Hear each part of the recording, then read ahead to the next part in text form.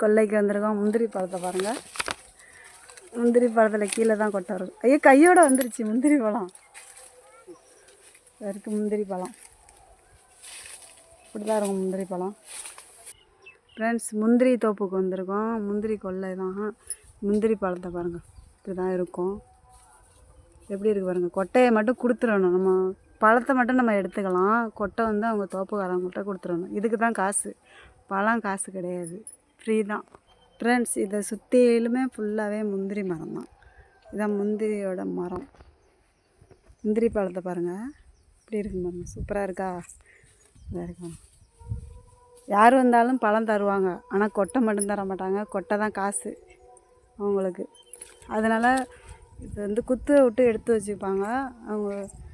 இது முந்திரி காய்க்கிற வரைக்கும் எடுத்துகிட்டு அதுக்கு தகுந்த மாதிரி காசு கொடுத்துருவாங்க. இதுதான் முந்திரி பழம். பொல பொலன்னு கொட்டுது. கையை வச்சதோட நல்லா பழுத்துருச்சு. இப்போது வெயிலாக இருக்குல்ல. இது வந்து பழம் இல்லாமல் இருக்குது.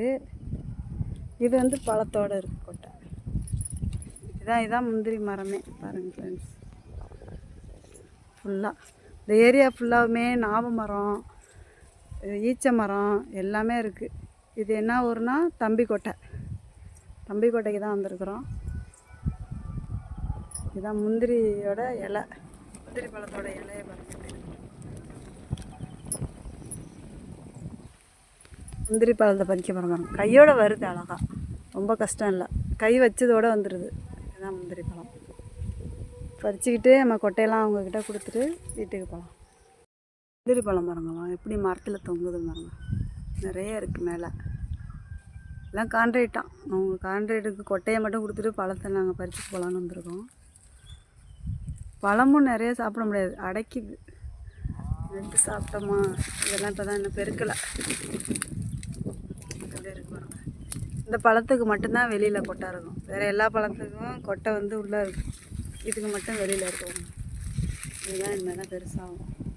நிறைய இருக்குது பழம், பெரிய மரம். இந்த மரத்தை பாருங்கள் ஃப்ரெண்ட்ஸ், எவ்வளோ பெருசாக இருக்குது மரம்.